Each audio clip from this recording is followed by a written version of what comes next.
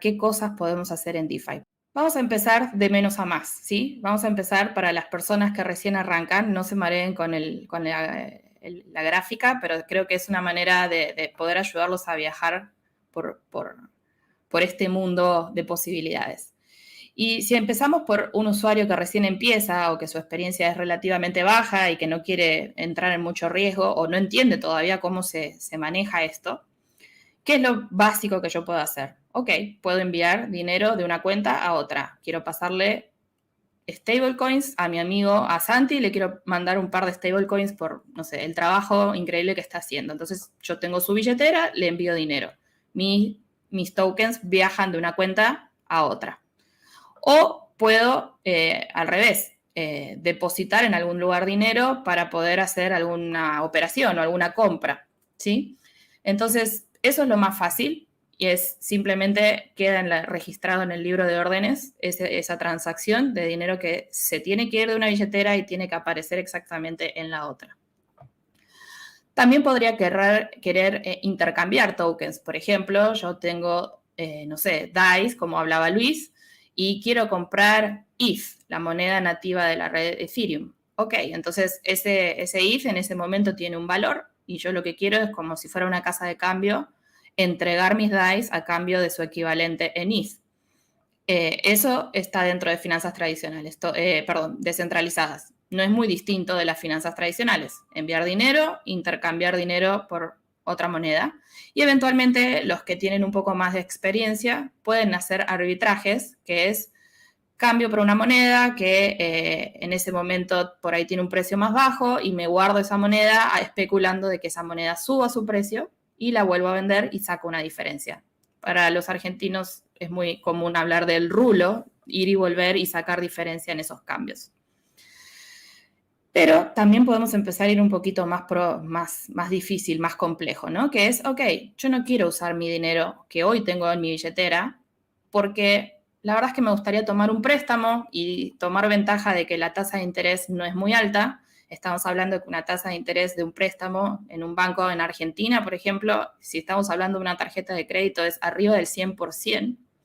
Y en DeFi las tasas de interés por un préstamo, depende del token, podemos generalizar que, no sé, más o menos, pero pueden estar en el 1, 2% a veces, o a veces hasta menos de 1%. Ahí ya empiezan a haber una diferencia interesante. Entonces, yo quiero comprarme algo, por ejemplo, necesito invertir en, no sé, en una moto para el delivery de mi negocio y no quiero usar mi dinero actual, sino que quiero tomar un préstamo y saber que lo puedo repagar.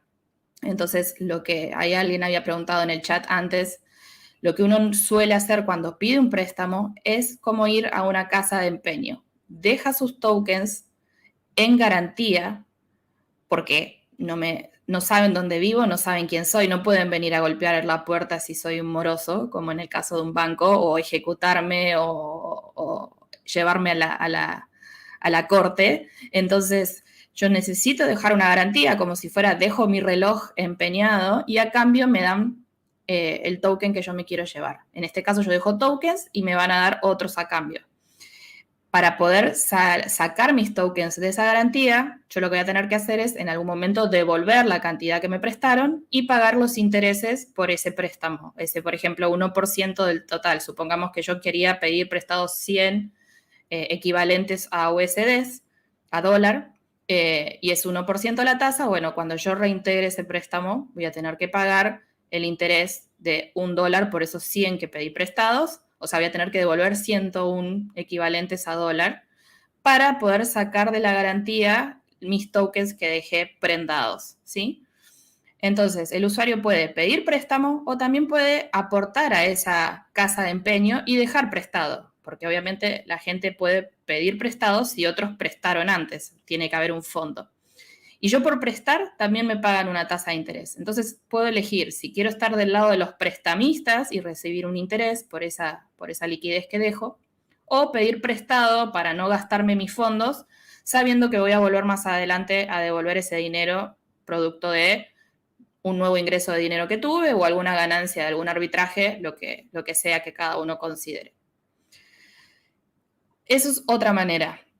Ahora, también podría generar dinero, digamos, invirtiendo. ¿Invirtiendo en dónde? Invirtiendo en otro protocolo. Supongamos que yo tengo dinero que puedo tomar prestados del mismo protocolo A, en este caso, y tal vez ese dinero que tomé prestado, en vez de gastármelo, lo invierto en un protocolo B.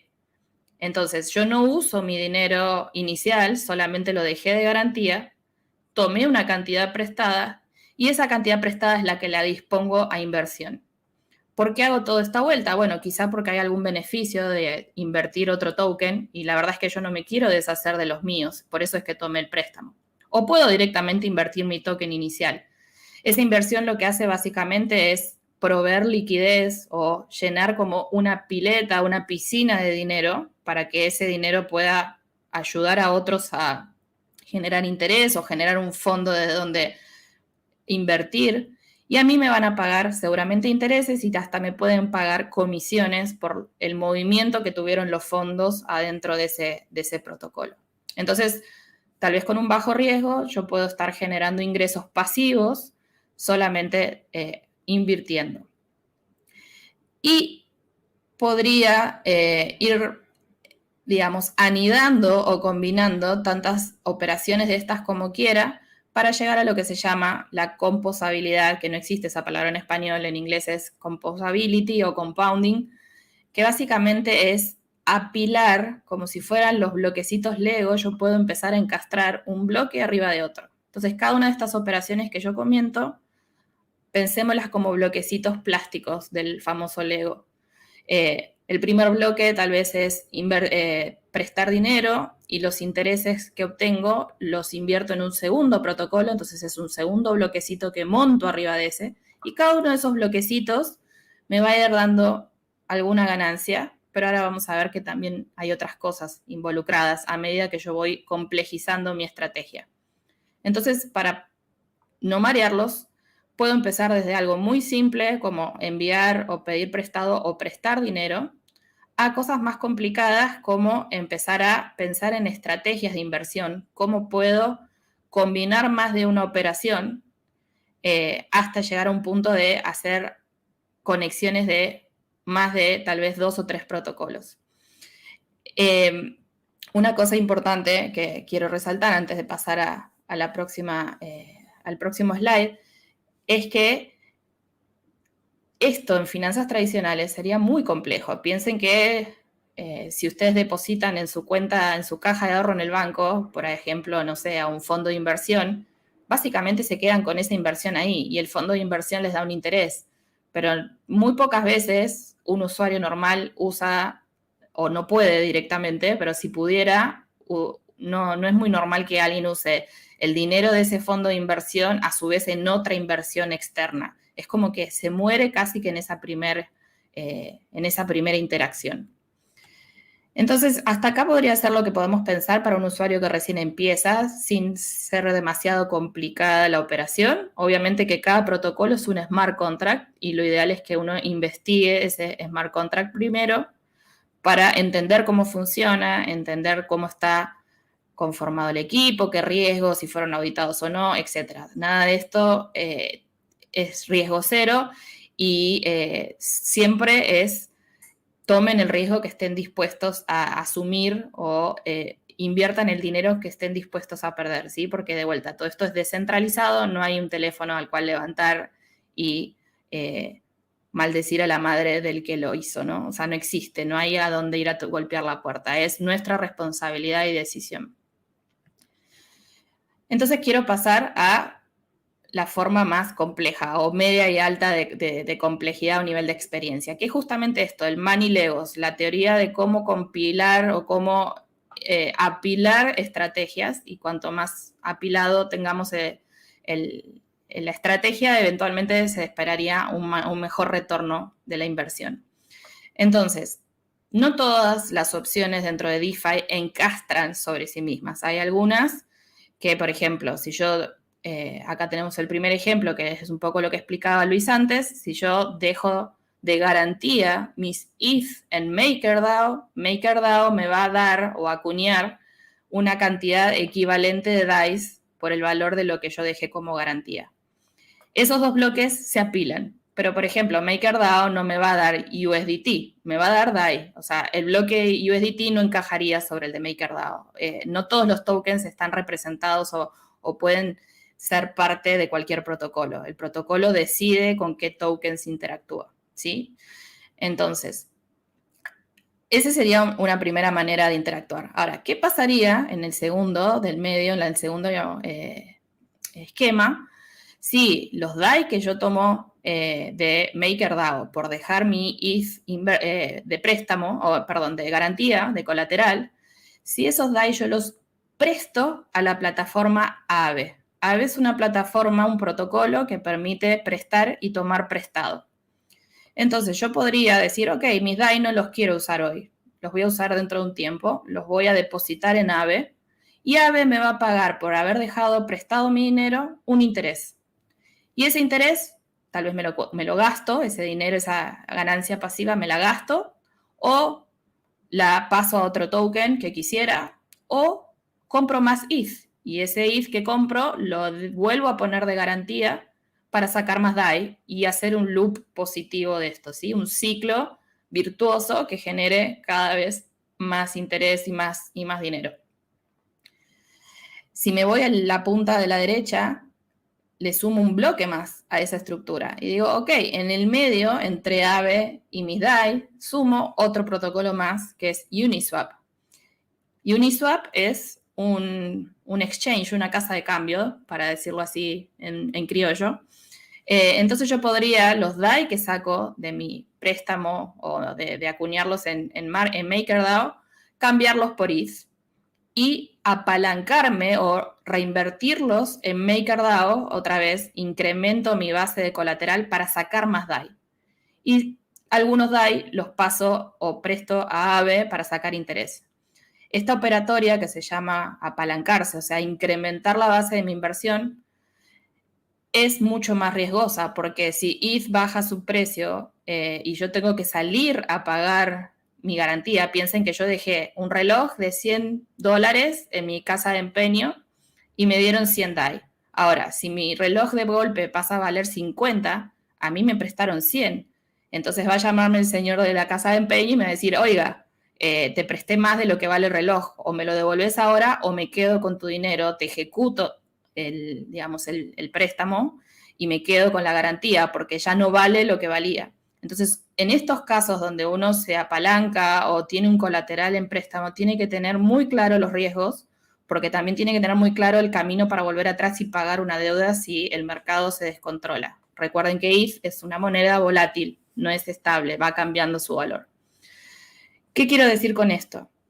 Que es muy lindo todo esto, es increíblemente hermoso las posibilidades que nos da, pero a medida que nos movemos más hacia la derecha y nos sumamos a estas compounding o apilamiento de aplicaciones, no solo podemos tener más ganancias, pero también vamos a tener más gastos, porque piensen que si esto lo hacemos manual, implica interactuar con más de un protocolo. Y cada vez que nosotros movemos tokens de un lado al otro, incluyendo operar con un protocolo, pagamos costos de transacciones, un costo de mover los tokens en la red. Entonces, si tengo que operar con 4 protocolos, voy a tener que pagar al menos 4 operaciones para entrar y cuando quiera salir de vuelta a donde tenía inicialmente mi dinero, otras 4 para ir para atrás, ¿sí? Porque el mismo camino de ida eventualmente va a ser el de regreso. Entonces, más operaciones son más gastos, es más complejidad, no es para cualquiera, tiene que entender muy bien lo que está haciendo. A veces la gente se marea y dice, pero ¿cómo? Tengo este token, ¿de dónde salió? Bueno, no, es el comprobante de tu inversión hace 2 minutos que hiciste, eso es lo que ahora aparece en tu wallet, ya no aparece el DAI, ahora aparece otro token diferente. Entonces, no es para cualquiera para empezar. Y también aumenta el riesgo. ¿Por qué? Porque si alguno de esos protocolos falla, lo atacan, se rompe, lo que fuera, o sus desarrolladores dejaron una puerta abierta en el código y un día deciden drenar todo el dinero, con tal de que uno de esos bloques falle, yo pierdo el dinero en todo lo demás, porque uno, digamos, alimenta al otro. Entonces, si desaparece algo en algún lado, todo lo demás se rompe. Entonces, hay que entender muy bien, primero, cuál es el nivel que cada uno está dispuesto a aceptar de riesgos en pos de las ganancias. No todos se sienten tan tranquilos durmiendo de noche haciendo la estrategia además de la derecha. Algunos aman la adrenalina y les gusta eso, por eso acá cada uno elige su propio camino, elige su propia historia, como los libros que eran famosos hace muchos años atrás, y elige qué camino. No hay una receta única, cada uno ahí tiene que ver lo que lo hace sentir más cómodo, pero sí está la posibilidad de ir tan a fondo como cada uno quiera, que hoy en las finanzas tradicionales eso no se puede. Y en algunos casos, solo para terminar con esto, hay protocolos que están pensados para poder ahorrar un poco este trabajo, porque cada uno si tuviera que pensar en esto, es súper entretenido al que le gusta, pero si tiene que pensar qué bloquecitos combinar, es difícil porque tiene que leer de todos los protocolos, entender qué bloque conecta con cuál, de dónde o en qué orden apilarlos para sacar la mayor cantidad de dinero. Por suerte, hay personas que ya se pusieron a pensar en esto y han creado protocolos que se llaman Yield Aggregators o agregadores de retornos o apiladores de bloquecitos automatizados.